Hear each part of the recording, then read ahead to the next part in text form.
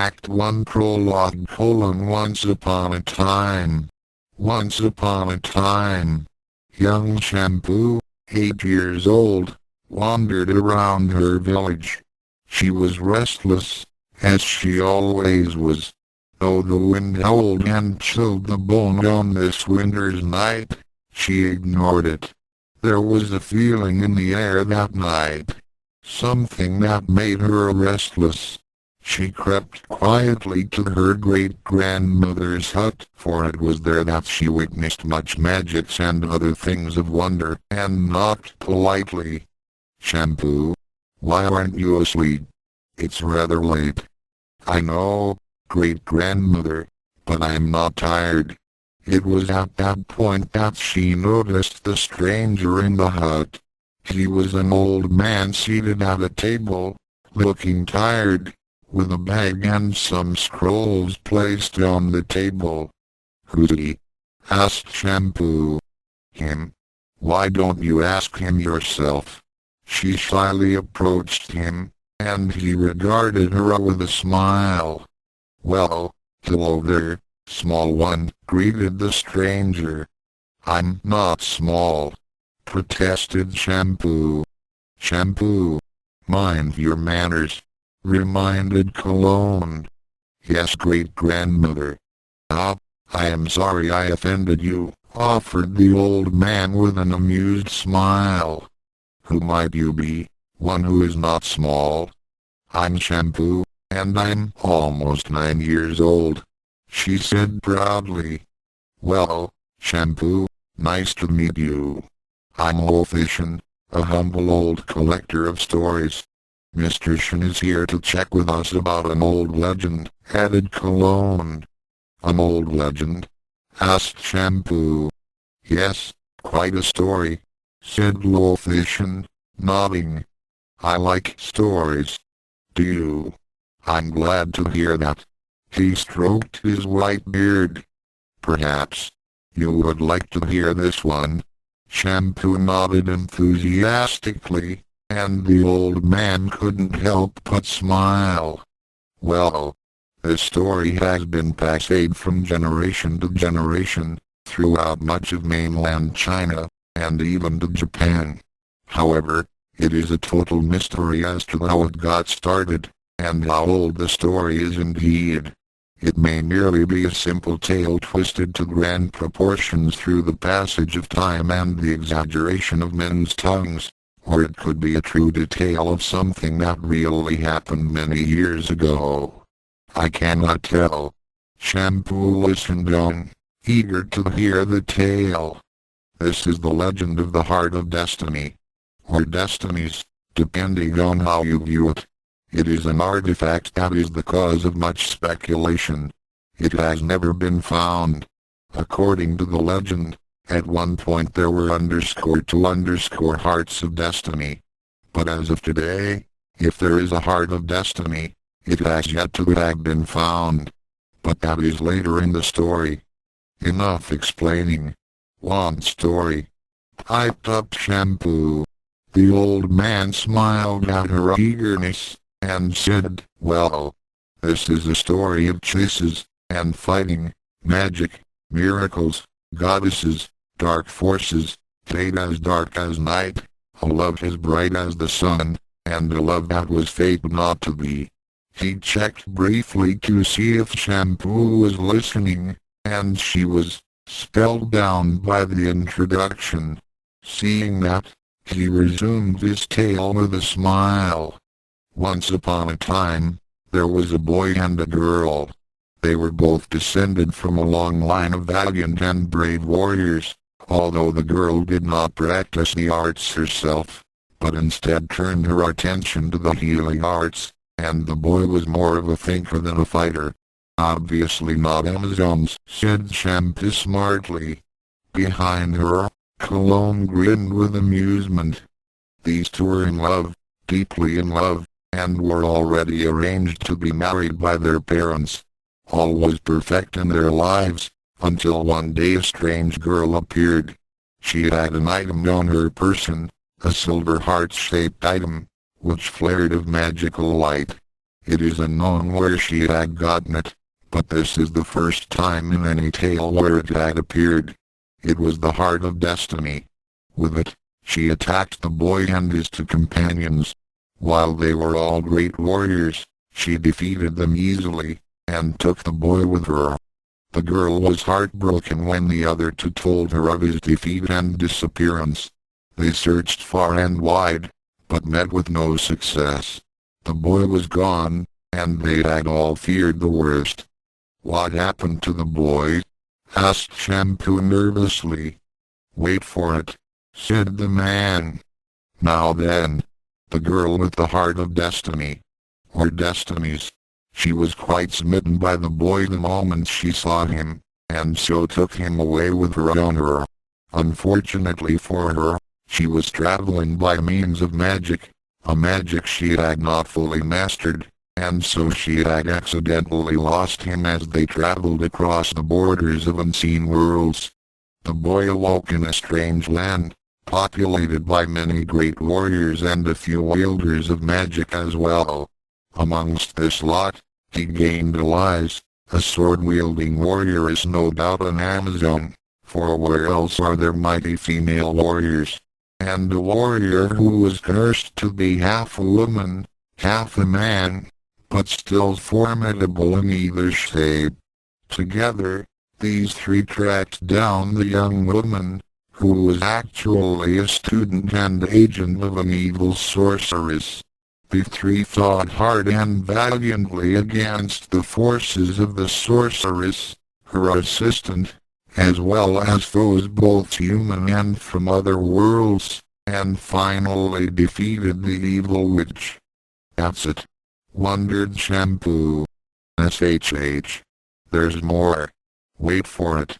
He smiled, then continued telling the tales from memory. The boy thought his travels over, and foolishly took the Heart of Destiny, feeling that such a device was best left in his protection.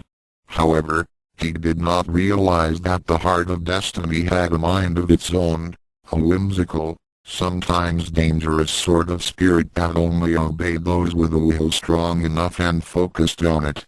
And so, lacking that knowledge and thinking it a mere tool to be used, he took hold of it and commanded, "Bring me home."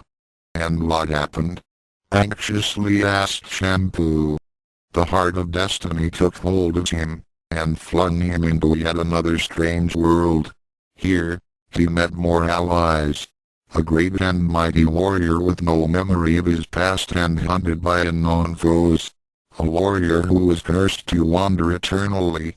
A woman who was heir to a long dynasty of great warriors, and yet another warrior woman, strong in mind as well as body, but also with a longing heart. The Heart of Destiny had taken them all somehow and brought them there for an unknown purpose. Asterisk asterisk asterisk asterisk asterisk Act 1 : The beginning. Consider a goldfish.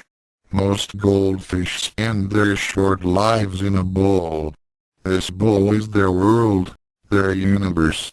Some bowls have pretty rocks at the bottom, others have artificial plants, a few have both, and lots have neither. Sometimes people keep more than one goldfish in a bowl. Usually the fish just swim around together, but sometimes they eat each other.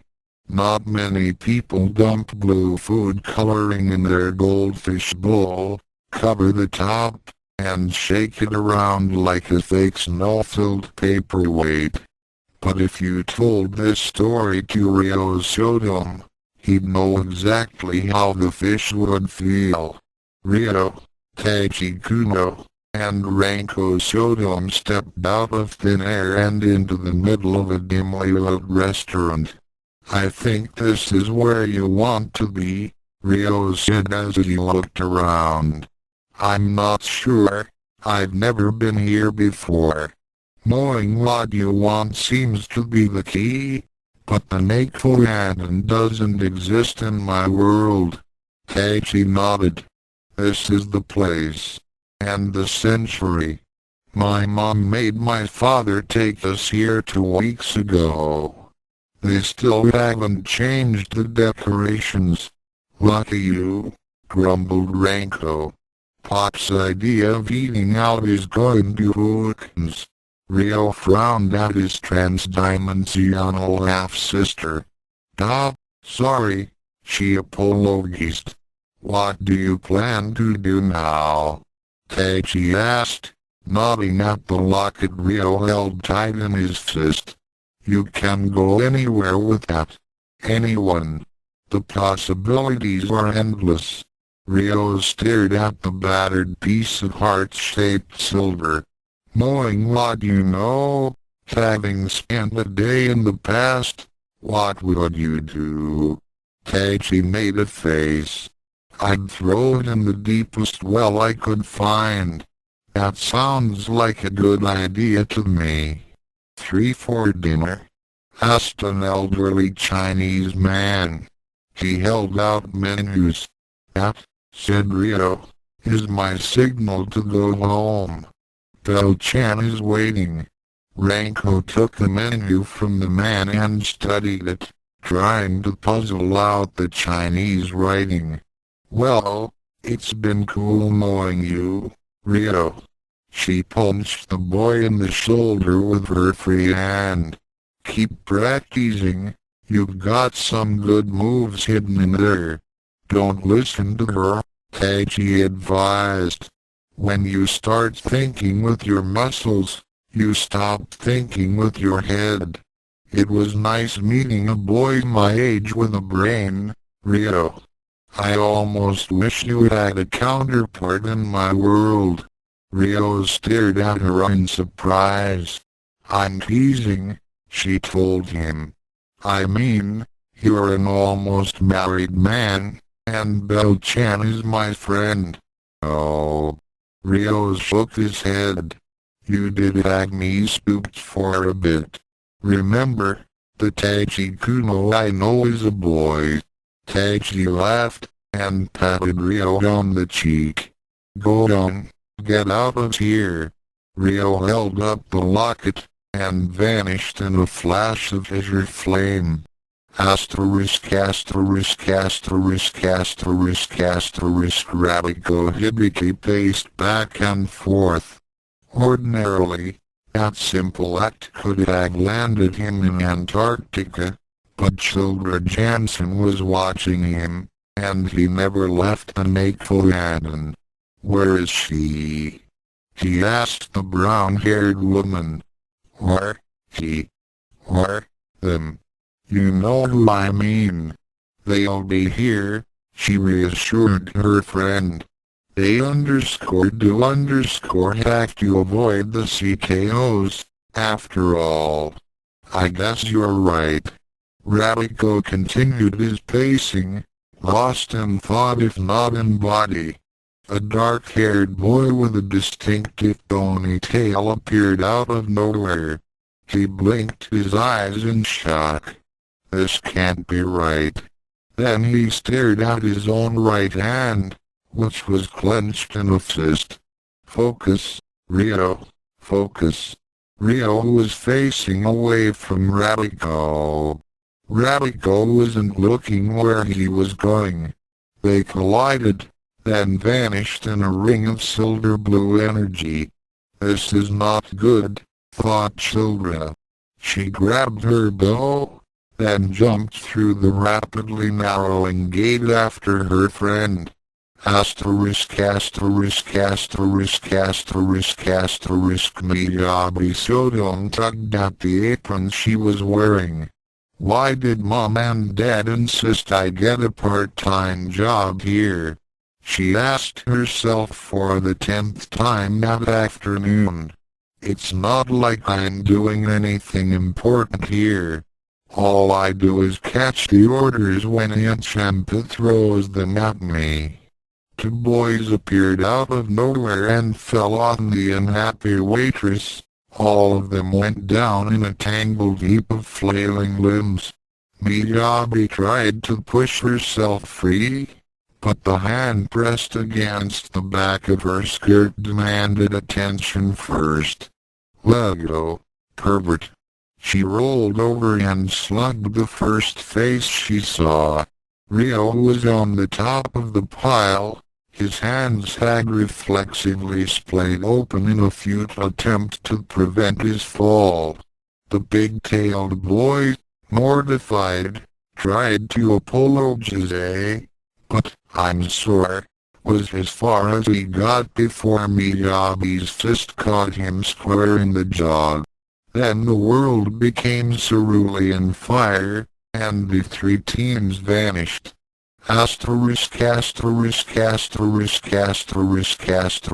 Ishido knew he was in trouble. A dozen hooded men had surrounded him. Neither they nor the weapons they carried looked very friendly. "I don't suppose we could talk about this?" he asked. One of the men took a menacing step closer, and Ishido felt his conscious mind slip away. Reflexes honed by years of training took control. The first man went down in a hail of punches and kicks. There were still 11 more. Oh. 2 more assassins and a slightly wounded Ishido later, the battle came to a temporary halt. The cute girl and the 2 boys that appeared out of thin air might have had something to do with that. Where am I?" asked Radiko. "Where have you taken me?" demanded Miyabi. Ryo didn't say anything. His jaw hurt too much. Ishido blinked, reason returning briefly to his eyes. Excuse me, but do you think any of you could lend me a hand here?" Then the 9 standing assassins renewed their attack, and his programming carried him beyond words. Miyabi jumped into battle. The girl was a caged hurricane, wreaking devastation on the hooded men who foolishly thought they had nothing to fear from a beautiful young woman in a short skirt. Radiko shoved Ryo away and tried his best not to get killed. Ryo blinked a lot. This is wrong, his befuddled mind told him. This is really wrong. This whole day has been really wrong. I wish I could start over. A glowing gate opened up, swallowing Ryo and Radiko. "Hey, come back here," Miyabi shouted. She ducked under an assassin's sword, then dove through the closing portal. The part of Ishido's mind that still functioned evaluated his remaining opponents. 4-1 were not bad odds. Then reinforcements arrived. The gate was still there, so he made a tactical retreat.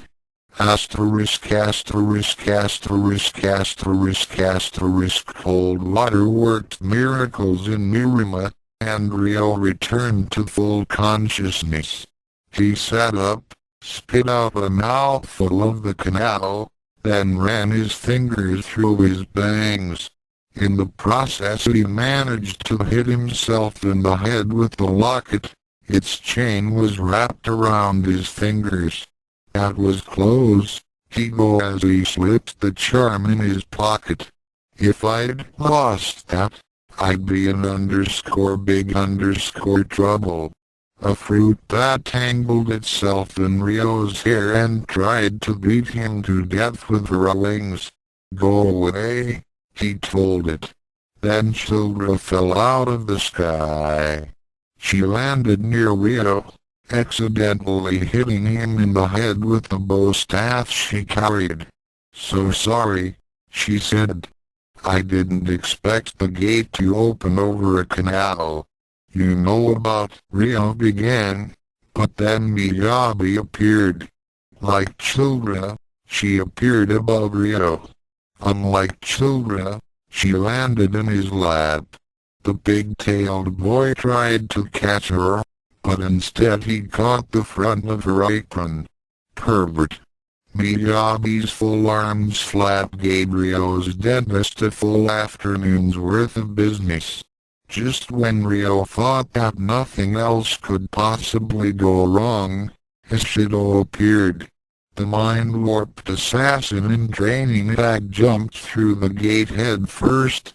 Consequently, he skipped the intervening steps and hit Ryo in the head with his own skull before hitting the water. Why can't I ever get hit in the stomach? Ryo asked himself before passing out.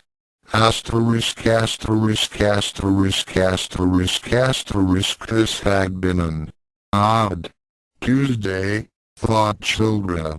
Usually, on a Tuesday afternoon she could expect to sit down with a nice cafe late and leaf through some history texts until evening, when she would do research of a different sort at the campus bar.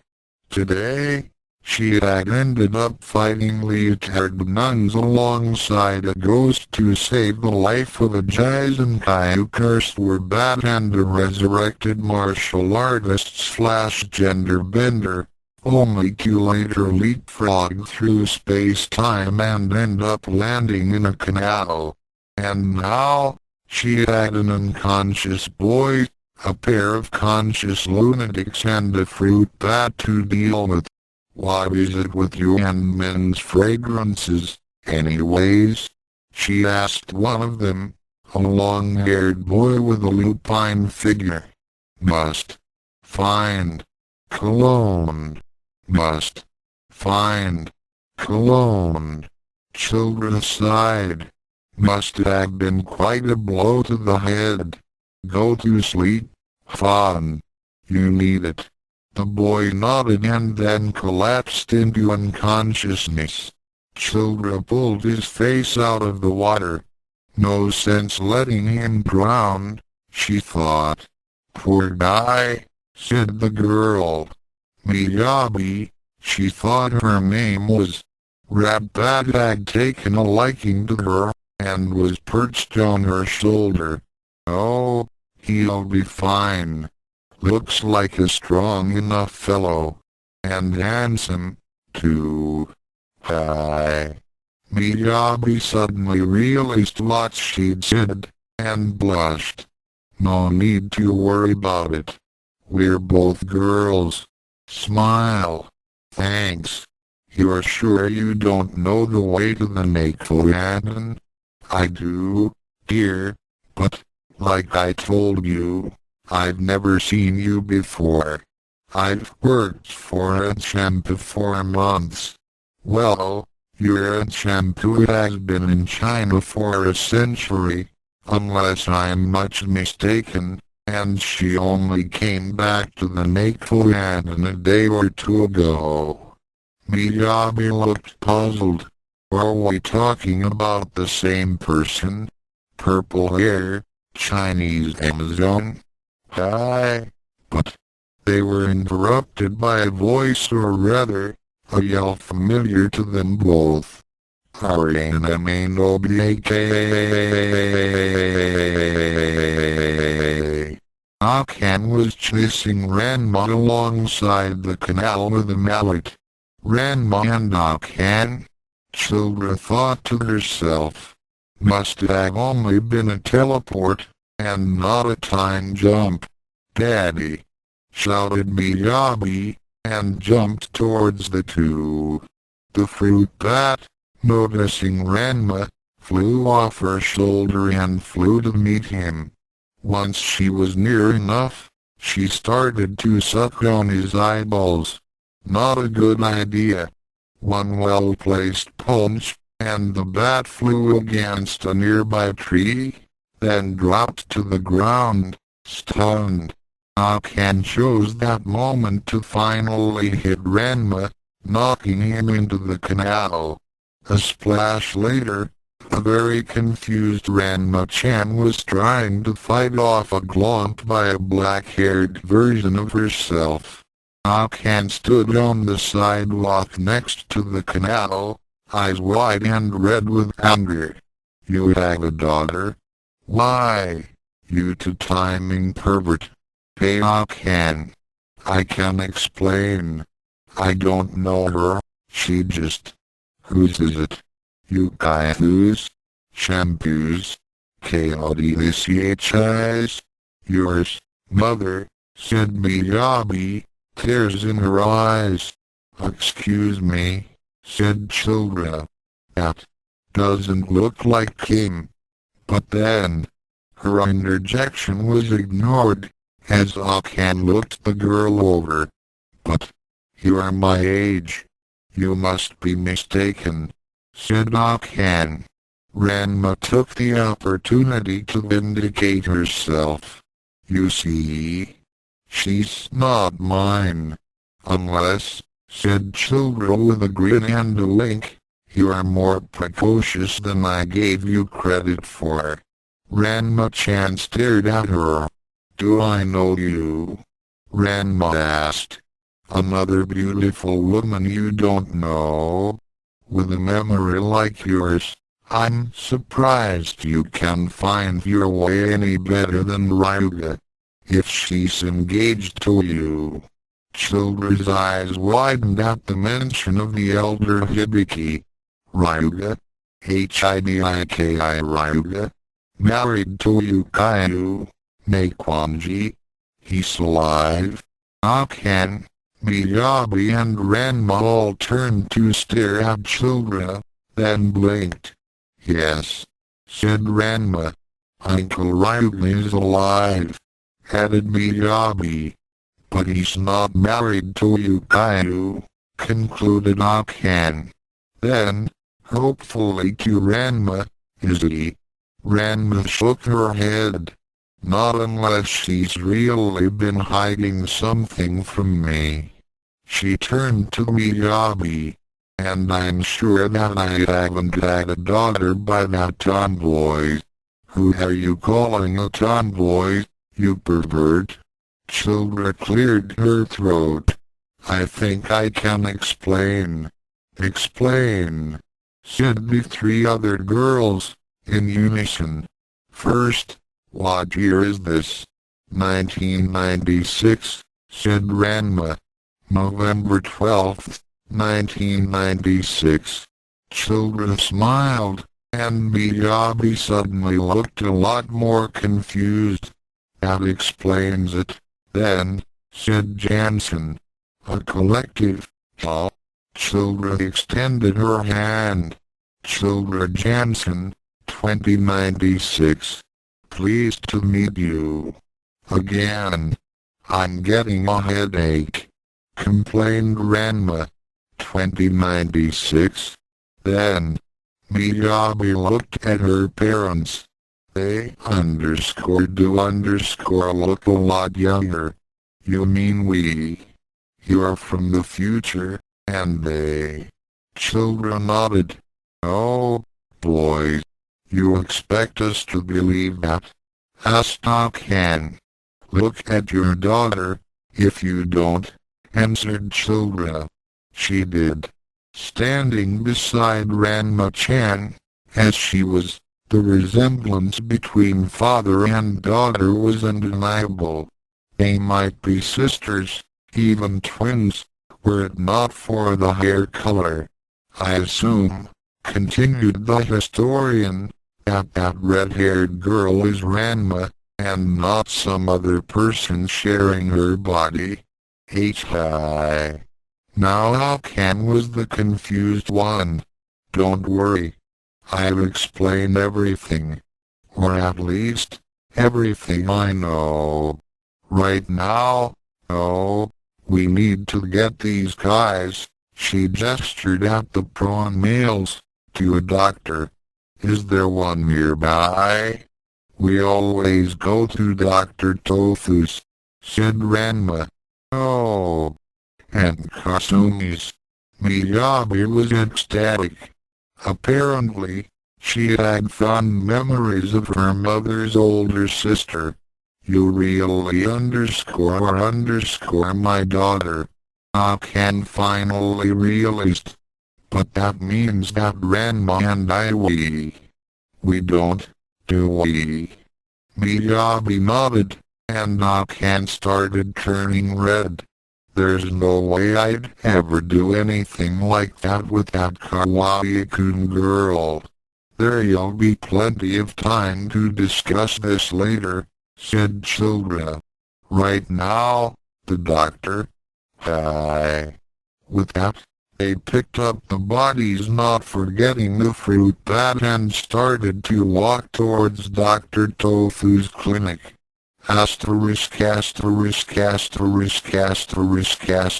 Radiko slowly came to consciousness and rubbed his throbbing head. Saotome. He should have known. Whatever troubles had come into his life, whatever happened to turn his once idyllic existence into its present hellish state, whatever rot he stubbed his toe upon. All of his problems could be traced back to one source, the cross-dressing and the jock called Ranma. Curses, vicious nuns, becoming part of a century-old Chinese Amazon's dinner. He was the cause. Why should he be surprised that he had also had a part to play in his warping into battle, and then landing in a cold canal? But Radiko looked around. This didn't look like a canal. He was in a simple room, with 4 white walls and an equally blanched, unblanketed cot in the middle of it. No, it was not a canal. How had he gotten here? Granted, his sense of direction was lousy, but he was usually conscious when I think Sleeping Beauty's awake, said a voice from without. Hello? Asked Radiko. A youngish man stepped into the room. He wore a dark purple kimono, and kept his light brown hair tied back in a small ponytail. He smiled at Radiko, eyes twinkling behind his wire-rimmed glasses. I'm glad to see you're feeling better. Ranma gave you quite a beating. What? I'd be thankful it wasn't Akan. The man noticed Radiko's confused expression. Oh, that's right. I haven't introduced myself yet. He extended his hand to Rat. Dr. Tofuono. Children's told me all about you.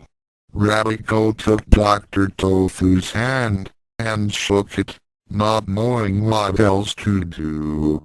I'm kind of lost. Children came in, and leaned against the wall. Not surprising for a Hibiki, she said. Dr. Tofu nodded, especially considering where and when we are. Radiko's eyes widened. Where? And when?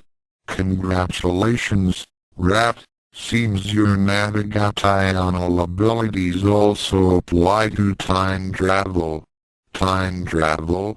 But don't you have to get all sorts of clearance for that, and the time, and energy? You're rambling, Rat. Don't worry, the doctor interjected. Just a side effect of some of the drugs I had to give him. He should be lightheaded for a couple of hours. So underscore that single quote S underscore what it was, thought Radiko. So, Children? Yes? What happened? Children sighed. To tell the truth, darling, I don't exactly know. All I've been able to figure out is that the focus for the time jump is that big-tailed fellow. Or anime? I knew it. I'll kill the... Dr. Tofu cleared his throat. Not underscore that underscore big-tailed fellow, he said. It's the other one. Remember? The one you bumped into in the Nakoyaden. Radiko remembered. Slowly. His mind was still a haze, but details were beginning to come back. Oh, yeah. Where is he? Still unconscious. I'll try to get information out of him when he wakes up. And Saotome and Akan. Children looked at Dr. Tofu. That will take some explaining, she said. I have good news and bad news. The good news is, we're in Nirima. Radiko breathed a sigh of relief. The bad news is, it's 1996. November 1996. November 1996. But Ranma died in October. Shouldn't he be in that spring by now? Ranma is not dead. Neither is Akan. What? I told you it would take some explaining. But, if Ranma isn't dead, and Akan hasn't killed herself, then great-gramps and great-grandma, Ryugi and Yukai would have no intention of marrying, said Dr. Tofu. Which means, said Children, that I won't exist. But you clearly do. Ergo, Kiri, we must not be in our own time stream. I don't know how the Ministry could have botched their calculations that much, but they must have knocked us into an alternate reality. True to his ancestors, Radiko was becoming more lost by the minute. I'm afraid I don't quite catch this. Neither do I, lad, said Children. Mr. Bigtail has a lot of questions to answer when he wakes up. She grinned. For example, is he married? Only you could think of something like that at a time like this, Jansen. You're a historian. Aren't you the least bit worried that the past is being messed up? It's not our past, Rat. And, as far as I'm concerned, it just means there's more to study. I'm having a field day, actually. That's only because you're not in danger of not being born. Radiko grumbled. Children sighed and decided against trying to explain the situation. Rat looked at the doctor. You seem to be taking this in stride. Aren't you confused? Dr. Tofu smiled. Believe me, Hibiki-san, by having my practice in Nirima I've seen a lot stranger things. Ranma and Akan. Radiko interrupted. Where underscore is underscore everyone, anyway. Bigtail's in the other room, recovering. I think he'll be fine. Lucky for him I pulled his face out of the water. Kasumi, that's Akan's older sister, is talking to Ishido, who's just as muddled as you are. Ishido? Think battle.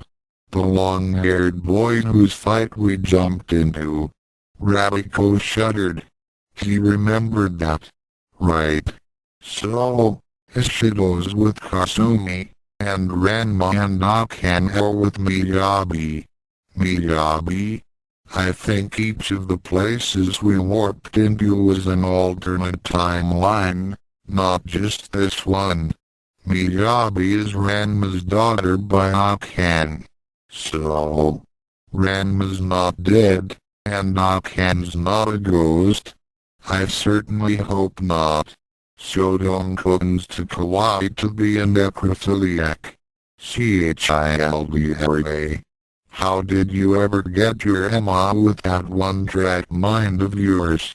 Childra linked at him. Are you sure you want to know? She asked. Dr. Tofu blushed. So did Radiko. I think I'll go.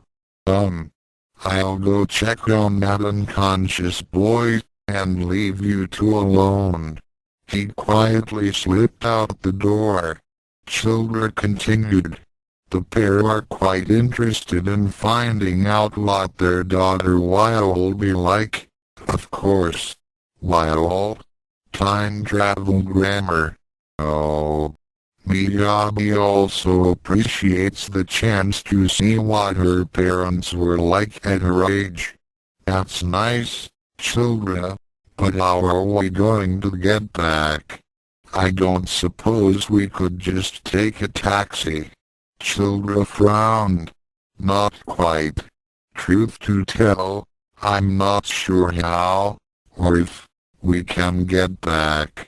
For now, all I can say is, enjoy yourself. Enjoy myself. Enjoy myself. Ranma's pulled me into another fine mess, and children began to speak, but Radiko quieted her. I don't care if he's not the Ranma I know. He's still Saotome, and he's still to blame for all of this. He only punched you, and you were trying to bite. I mean, you were trying to suck him. You're not going to convince me that he's innocent, children. He's got to be behind this. Who else would be out to make my life miserable? Another sight from the historian. Look, Rat. Relax. If you're going to be stuck here, and we will be stuck here, you might as well have fun. You always tell me how you admired your great-grandfather, Northeast. Hi. But he's not my great-grandfather anymore, now, is he? Never mind that. It's still the same person. He is still Hibiki Ryuga, and you are still Hibiki Radiko. And he lives in Miruma. Why don't you see if you can find him? Judging from Akan and Ranma's response to Miyabi, I'm sure he'd love to meet you. Thanks, children. I suppose you're right. What are you going to do? Children smiled. Oh, I don't know what I'll do with myself. Tatewaki Kuno's not a monk. Shampoo's moose is alive, young and single, and your great-grandpapa won't be marrying anytime soon. Childra. I can't help myself, dearie. Don't worry. I'm also interested in doing some research. Think of it. No one else, as far as I know, has had this opportunity. Heck, I didn't think the department was capable of this type of time shift. Bothers me. Oh. Why'd they choose such a young lad for the test subject? Gotta ask him about that when he comes to. Could you leave me alone? I need to rest. Sure. I'll go see how the others are getting along. Children said, and left through the door into the main clinic. Radiko lay back in the cot and thought. Ranma and Akan were both alive, but both had to die so that Ryuga and Yukio would be driven to marry each other. And, unless they married, Radiko would not be born. Saotome must be killed. But how? If Rat tried to go against him, even with his newfound ki blast, he could only handle an unprepared and peaceful Ranma. If the jock thought his life was threatened. 1996 Miruma, Northeast. HM. Yukio had destroyed half of Tokyo with a spatula, so she had to be pretty powerful. Maybe he could enlist the aid of Grandmama. Then, of course, there was Ryuga. The man's boys' powers were legendary in 2096. If he could get his help, then it should be a breeze to annihilate Saotome. Once that was done, Akan's suicide should follow, and the story'd be back on track. Radiko smiled to himself. Destroy Ranma. Perhaps he would enjoy this trip, after all. Ranma and Akan sat with Miyabi in Tofu Sensei's waiting room. Ranma and Akan kept sneaking embarrassed, shy glances at each other as they talked to the girl. I was just working at the Nakeful and when some guys dropped out of the air on top of me. And, well, I hit one of them and suddenly I was somewhere else, in the middle of a fight. Not sure what happened, but then I was here, and that pervert big-tailed guy grabbed me out of the air and he had his hand. And I just couldn't help hitting him again. She sighed. Akan looked a little perplexed. She's just like me. Ranma crossed her arms over her chest. You sound too much like that macho chick here to be anyone's daughter but hers. Calling a guy perverted when it was you who fell on him. Akan scowled at Ranma. I only call guys perverts if they deserve it, you pervert. Ranma glared back. Arogami. Miyabi sighed. Otuzan, Okasan. Stop it. Ranma and Akan blinked at her, suddenly both embarrassed again at the reminder of them being parents. Ranma looked for a moment at his female body. Miyabi, do I get, well, cured? Miyabi shook her head. Not yet. Ranma sighed a little, and Akan looked at him. Well, maybe our the future will be different, and you'll find a cure. Ranma nodded. Yeah. There's no way I'd ever marry you, you klutz. Akan glared at Ranma, starting to get angry. Miyabi stood up. Well, if you two want to argue all day, I'm going to go see the others. Some example you are setting your child. Ranma and Akan quickly stood up, too, only half glaring at each other. We'll come, too. Miyabi nodded.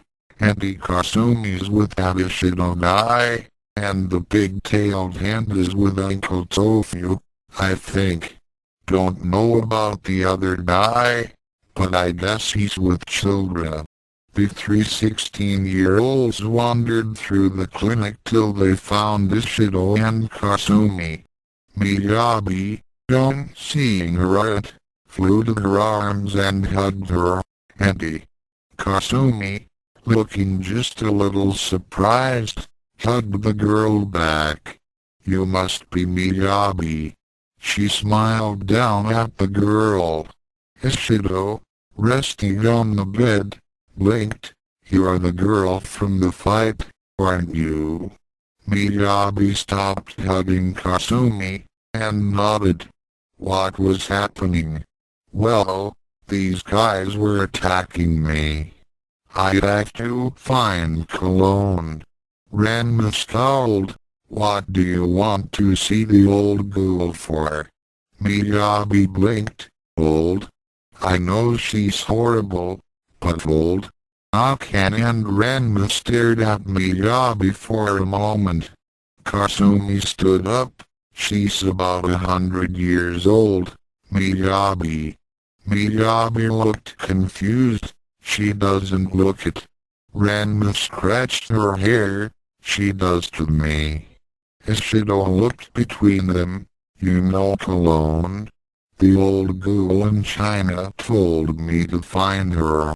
Everyone started looking more and more confused. Kasumi just smiled sweetly. Dr. Tofu poked his head around the door. "I'd just like to say that Ryo's woken up." "Oh, Kasumi-san. How did you get here? Did Betty let you in without telling me?" "I'll have to tell her off for that. Leaving a guest like you waiting. And you four, did you all come to show Kasumi where to wait for me? Or was it for the appendicitis operation?"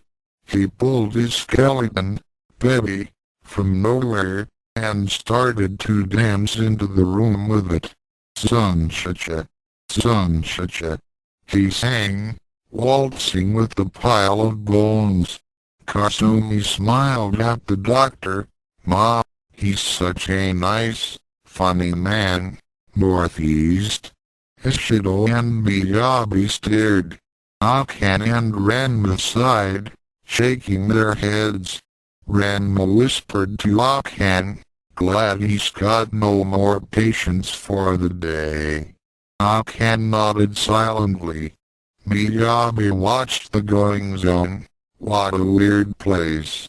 Uncle Tofu used to act weird, or so I've heard. And Otuzan and Okasan are always fighting. Well, they fight a lot, but not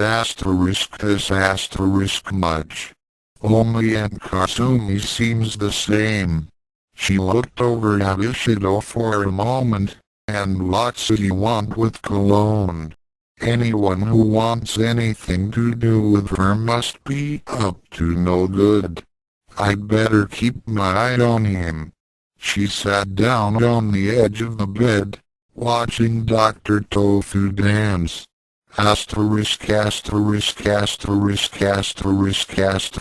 Children wandered down the hallway, almost run over by a guy who seemed to be dancing with a skeleton. She shook her head. "From what Akan told me about her past, it seems the good doctor just saw Kasumi." Entering the nearby room, she waved. The female Ranma, Akan, Miyabi and Ishido were talking with Kasumi. Children sighed, wondering why they were having such an animated discussion about watered-down perfume. "Hi, girls. Hi, Cubby." She smiled at Ishido. Ishido looked faintly confused. He sat up, trying to ignore the pain in his head. "I've got to find cologne before they catch me." Kasumi tried to get him to lay back down in the bed. "Who are they?" she wondered. Ishido didn't lay back. I don't know. I need to see cologne." Children shrugged. "Well, I've got some perfume here for you. Sexy. But guys like you shouldn't be wearing that." Ishido frowned. "Perfume's the old ghoul in China. Something to do with that girl. That hairspray?" Ranma and Akan exchanged glances. "Sounds like he's visited the Joksuzoku." Miyabi frowned. "Those names sound a lot like Aunt Shampoo and Uncle Moose's names." Ishido looked around the people in the room. "So you can tell me where to find this cologne?" Ranma nodded. "She's usually in the Nakeful Garden." Miyabi still looked confused. "I guess this was back before cologne went insane. Must be. That happened after Mum and Dad got married." "I'll show you where it is," continued Ranma. Akan stood up, nodding. Kasumi sat back, letting the young man get out of the bed. "Let's go, then." Ishido walked to the door. Ranma and Akan trailing behind. Miyabi watched her parents and Ishido walk out. She shrugged a little, then turned to Kasumi. "Can you show me the dojo? I'd love to see how it looked back when Otuzan and Okasan were my age." Kasumi smiled, standing up. "Of course. And you can meet your Auntie Nebiki, and your grandfathers." Children, interested in seeing the dojo, joined them. Miyabi smiled, and Grandma, too. Kasumi gave a half-worried frown. She only comes around on occasion. She doesn't know about Ranma-kun's curse yet, you see. The three girls left the clinic, talking. Miyabi, trying to find out as much about her family as possible. Children trying to work out all she can about the past. Dr. Tofu danced by, with Betty. Asterisk asterisk asterisk asterisk asterisk leaving the girls at the dojo. Kasumi went back to check on Ryo and Radiko. Ryo, sitting on a bed, sighed looking around. "This is the wrong time. How do I get myself into these messes?" He fingered the locket. Kasumi smiled, checked his jaw. "Well, you'll be fine. I believe that the knock to the head won't be a problem, but be careful when eating. There is a nasty hand-shaped bruise on your jaw. That girl, she slapped me." "Oh Ryo, why did she hit me?" he wondered out aloud. Kasumi shook her head, and applied an ointment to the slap mark. "She's a little high-spirited, Miyabi-chan, and very much like her parents." "Who are her parents?" he asked. "It seems that she is the daughter of Ranma-kun and Akan." Ryo blinked in shock. Asterisk asterisk asterisk asterisk asterisk Kasumi looked in the door. "Excuse me, Radiko-san. How are you doing?" Radiko's face, holding an evil look, became blank. "Oh, I'm sure things will be fine." Kasumi, smiling sweetly, nodded and left him alone. Asterisk asterisk asterisk asterisk asterisk Ishido woke up, surprised to find himself in a bed. "What? Who? Where?" he muttered groggily as he assessed his situation. His first thought was that he had been captured. He heard a sweetly lilting voice behind him exclaim, "Oh my, you're awake." Ishido turned to see Kasumi smiling calmly at him as she tended to his bruises. "Who are you? Where am I? Can you help me?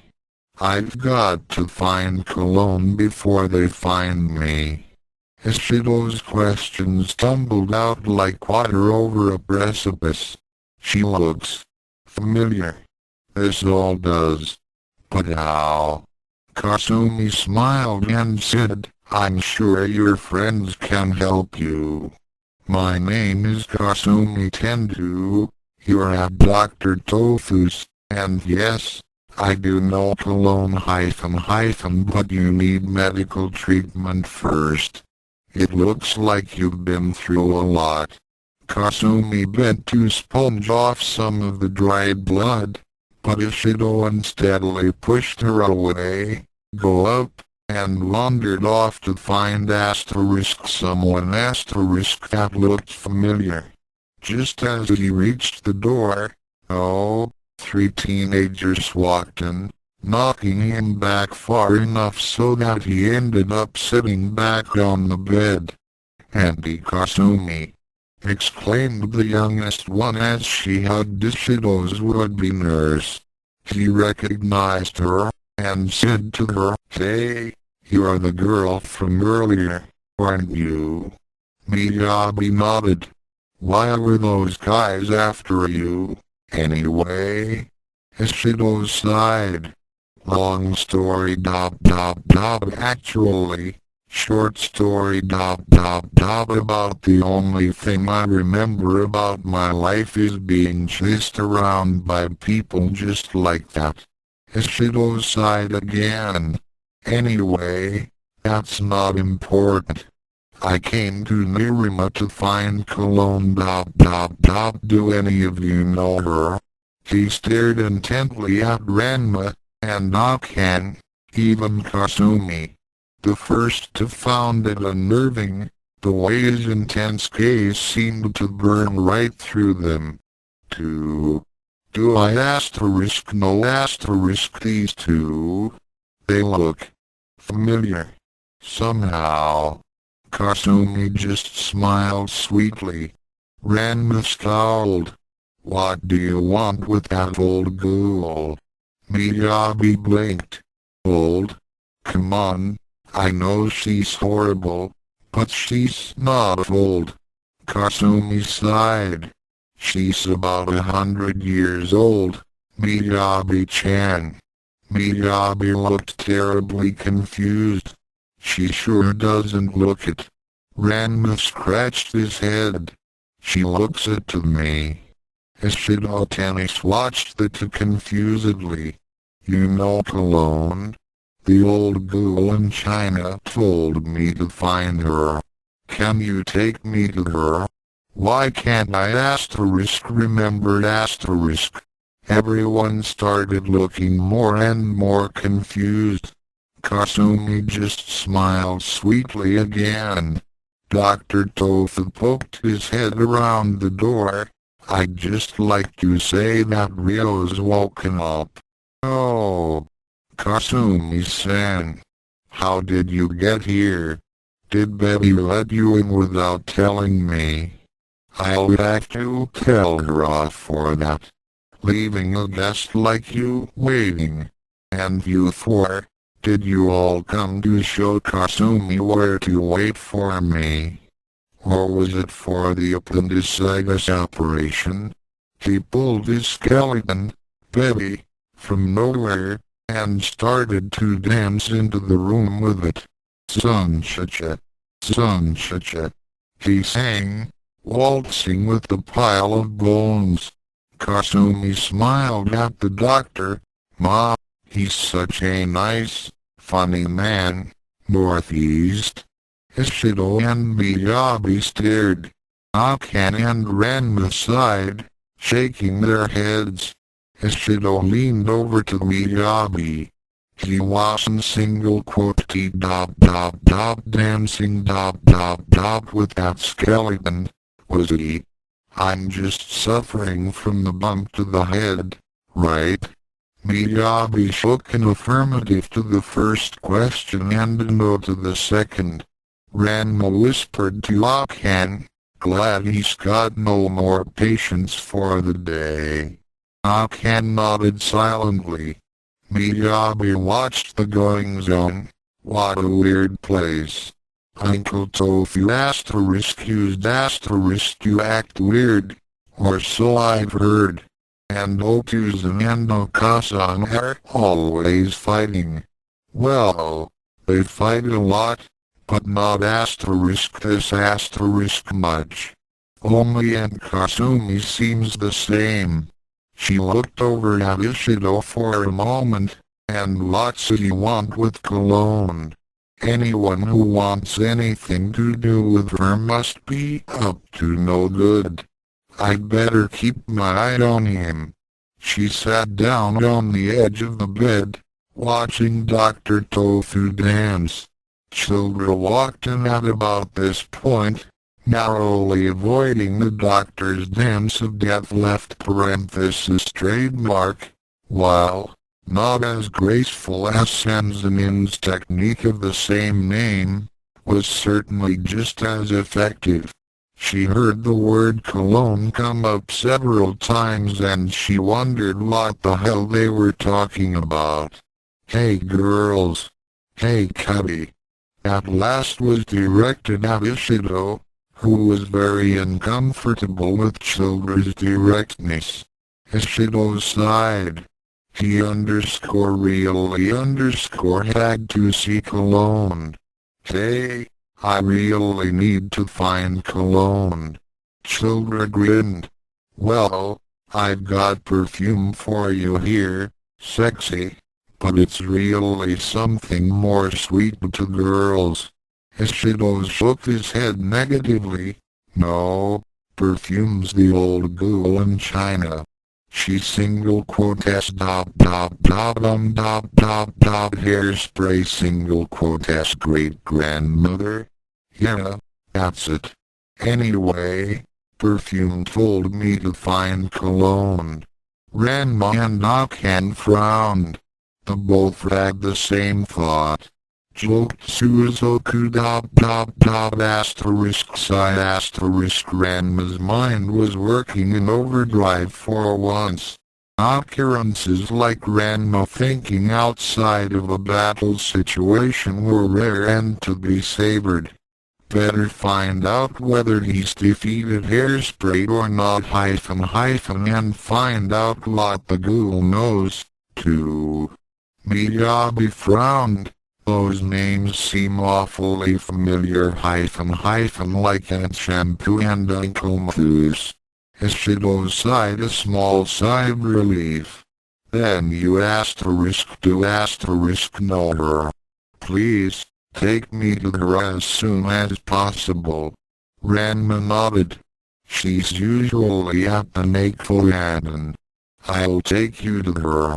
Akan nodded, and they got up and, saying their goodbyes, left for the Nakoyaden. During this short walk to Nakoyaden, Ranma couldn't help but notice that Ishido tensed up as soon as they left Tofu's, and that his eyes darted around like birds, like he was afraid that someone was going to attack him. Akan noticed too, and was worried. What could possibly have happened to him to make him this afraid of everything? All weirdness aside, it was a beautiful day, and even Ishido didn't look as tense by the time they reached the Nakoyaden. Hey, old ghoul. We got someone here who needs to see you. Ranma shouted as they entered the cat cafe. Son-in-law. Well, bring them in. I don't have all day. Cologne looked Ishido over. So, what brings you here, to see me? Not many seek me out, but those that do often have great reasons. Ishido bowed. Cologne, I was sent here by perfume. She says that I am errand to Hairspray, and I am in need of your help. Cologne bugged for a second. This one bested Hairspray, the only joked Suzoku to have defeated Shampoo in tournament. He bears watching and helping, for I cannot afford to invoke perfume's wrath. Very well, I shall do what I can. Ishido nodded. May we speak in private? Her. She can help me. Or, maybe, Chitaso. Certainly. This way, please. Cologne led him into the office, and they sat and talked. I need your help. Perfume has told me that you know something about my pursuers. That will depend. Who are your pursuers? Ishido sighed. I'm afraid I do not know their name, but I do know that they are led by one who goes by the name of I'm afraid I cannot recall the name. Cologne shook her head. I'm afraid that I cannot tell you without the name. I may be able to help you in other ways, however. Ishido nodded. So, You know nothing of my pursuers I cannot say that I am surprised, as this does not seem to be my universe. Cologne started at that. Asterisk not asterisk your universe? What do you mean by that? Ishido said, only that, during the fight, some people arrived through a glowing portal. I was hard-pressed, and followed them. Where we arrived looks like the Nirima I had wandered, but it is not. Cologne nodded. The Jokutsuzoku have many artifacts which facilitate this type of travel. But that is not the business at hand. Ishido continued with, the travel has cleared some of my mind my pursuers wiped my mind clean, once, and I have had to try to fill it, and to find my original memories. They also placed compulsions on me I was hoping you could fix them. Cologne slowly nodded. She got up and went behind Ishido. After poking a few pressure points, she grimly said, whoever has done this to you has used a technique I am not familiar with They have simply barriered your mind to your memories, and placed the compulsions. The barrier is far too complex for me to break that is something you'll have to figure out for yourself. The compulsions, however. She quickly hit a few pressure points. There. You should now be free of those compulsions. Now keep in mind that this is not your Nirima, but what you do here may have repercussions throughout all the planes of existence. Cologne thought of something. Oh yes. Where is hairspray right now? Ishido smiled. She stayed in China. I convinced her that my life would be no good for her right now. Ishido made a mental note of what Cologne had said, and thanked Cologne. Ranma and Akan grilled him on what happened once he rejoined them, and he said, well, I'm back where I started but, at least, I won't kill anyone now. Ranma and Akan puzzled over that statement as they walked back to the doctor's office. Meanwhile, it seems that she's the child of Ranma and Akan. The words echoed in Ryo's mind, as he thought about the implications inherent in that one simple statement. She's another half-sister or oh, whatever, but I need to talk to her. Another half-sister, another world. It seems like I'm no closer to home than when I started. Ryo stared down at the battered silver locket. Sometimes I wish we'd never crossed paths. Now, thanks to you, I've got to go through that pain all over again. Closing his fist, he looked up at Kasumi. She was busy pulling away the jar of ointment she'd used on his bruise. Ryo said. Yes? How many of us are there? I mean, how many people don't belong to this world? There are 5 of you. Miyabi-chan and children are at the dojo. Akan and Ranma took Ishido to see Cologne, and Radiko is in the next room. Kasumi's voice took on a note of concern. The 2 of you were hurt badly. He was bruised all over, and you took a nasty blow to the head. I feel fine now. Ryo tapped the bandage on his jaw. Except for this. Kasumi smiled. Dr. Tofu is very good at what he does. Enough chatting. Ryo told himself. If I've learned anything from this, it's that time travelers don't have time to waste.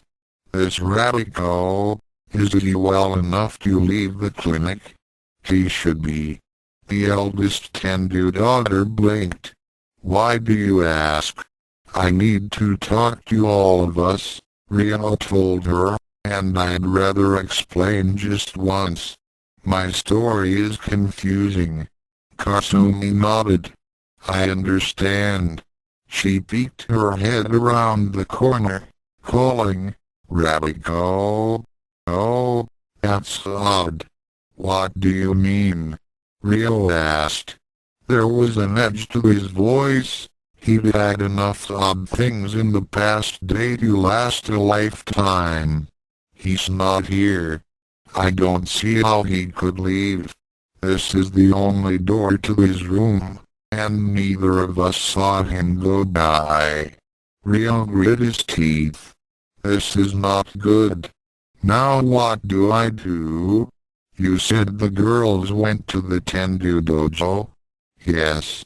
I took them there myself. Then that's where I'm going. Ryo took a deep breath, trying to calm himself down. It wasn't Kasumi's fault that events were going from bad to worse. If Radico shows up, or if Ranma and Akan bring Ishido back here, make sure they go to the dojo. Kasumi nodded her assent, and Ryo marched out of the room. Neither of them noticed the small open window. Asterisk asterisk asterisk asterisk asterisk there was chaos at the Tendu dojo. But then, what else was new? Ranma and Sun were running around the house. They weren't drunk, but you would have been hard-pressed to tell the difference. Miyabi's parentage had thrown them for quite a loop. Miyabi was rather upset. She'd wanted to talk with her grandfathers, but they were in no shape for a conversation. Nebiki, on the other hand, was full of questions, but they were all about the future of the stock market. Miyabi knew next to nothing about the world of high finance in the early 21st century, but her aunt continued to pump her for information. Children was having a ball. Now I know why Ranma and Akan are so squirrely. It's genetic. Akan, Ranma, and Ishido chose that moment to come home. Sun and Ranma rushed their children, offering crushing hugs, backslaps, handshakes, and congratulations. Ishido took a wary step back. It was just better for everyone involved. Or not involved, as is the case. Hey, cut it out, Ranma shouted as he socked Ranma in the nose. I don't care what she says. There's no way I'd even marry a tomboy like her. Ranma gave his son a hearty laugh. Oh, you might say that now, Ranma my boy, but we know you'll change your mind sooner or later. The bald martial artist winked, but his attempt at subtlety failed miserably. Sodong-kun, we must throw a party, Sun declared. Yes, Tendu-kun, I think you're right, Ranma answered. We should invite the entire neighborhood. Everyone. Ranma agreed. And the press. Imagine, our children on the news. And your wife. Ranma paled. No need to go that far, Tendu-kun. Miyabi took the return of her parents as an excuse to escape from Nebiki's interrogation. Mom, Dad, she cried as she hugged them both in turn. I'm glad you're back. Ranma turned red and looked away. Yeah. Ken just stared at her feet. The notion of having a daughter still made the two of them uncomfortable, to say the least. Miyabi picked up on this. She clasped her hands together in front of her and smiled at her parents, turning on all the charms she had inherited. "I'd really like to see the rest of the house," she said. Ken looked up. She returned her daughter's smile, a bit shyly, true, but it was a start. "I'd be glad to show you." "Dad?"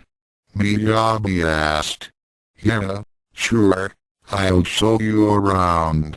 I've got nothing better to do." The cop Ken hissed. "That's no way to talk to our daughter." Ranma shrugged. What else was I supposed to say? Miyabi sensed the growing argument. It felt like the build-up of electricity before a lightning strike. "Mom, Dad?" she asked. The house? The would-be quarrel vanished like it had never been. "Of course," Ken said. "My room is up the stairs." Ishido started wandering through the living room, but Childra didn't let him get far. "Hey there, handsome. Did you find what you were looking for?" "Some of it. I won't be killing anyone by accident now." Childra blinked. "That's a good thing," she said slowly. Ishido nodded. "Now all I need is to get my memory back." "No memory, huh?" The scholar gave Ishido a speculative look. "Then you wouldn't know if you've got a girlfriend, now would you?" Ishido blushed. I don't think so." "Good." Ishido blushed even more. Frantic to change the subject, he asked the first question that popped into his head. "Do you know how we got here?" "Well," drawled Childra, taking on a professorly tone, "some people say the birds and the bees have something to do with and others blame storks. Now, I, on the other hand, know a little bit about biology. That's not what I meant." Ishido cried. "Well, then, say what you mean." "What I meant to say was, how did we get to this world?" Childra frowned. "I'd like to know that, too," she said, all trace of flirting gone.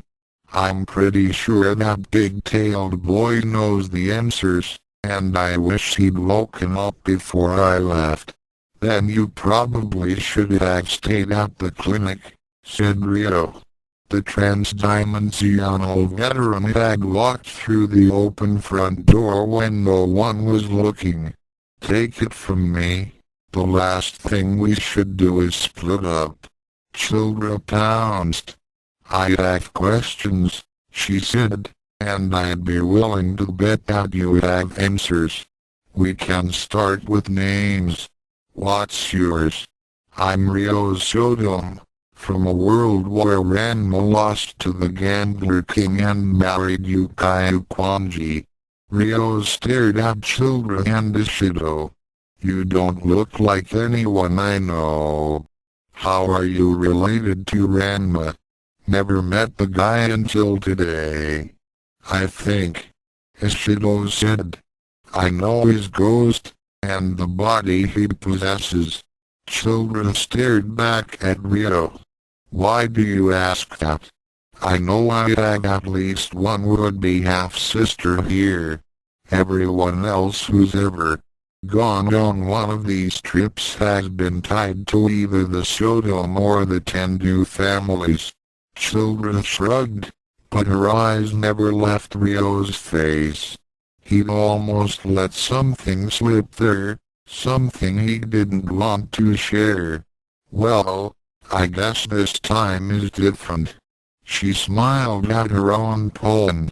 "So you've crossed dimensions before?" Huh? More than I would have liked. Ryo could tell she was probing for information. He did his best to give her as little as possible. How'd you get picked to be a time traveler? I didn't get picked. It was blind luck. So you're not an archaeologist or historian? No, I'm a cook and an apprentice healer. When the time comes, can you get us home? I think so. I said. Everyone else got where they needed to go. As for when, as soon as possible would be best. Time travel only causes pain. I'm not so sure about that, children said. So far it seems like fun, and the opportunity of a lifetime. You haven't seen your father in love with another woman, Ryo countered hotly. Do we have to go home? Is shit all broken? I'd rather stay here. We're all going back, Ryo said flatly. As soon as I find out where to go, we're gone. So you are in control of the chronal displacement, said Childra. Stupid, stupid, stupid Ryo. If I keep this up, she'll find out everything. Yes, you could say that, but don't get any ideas. This is no game. Worlds are at stake. The big-tailed boy tried to make his face an expressionless mask.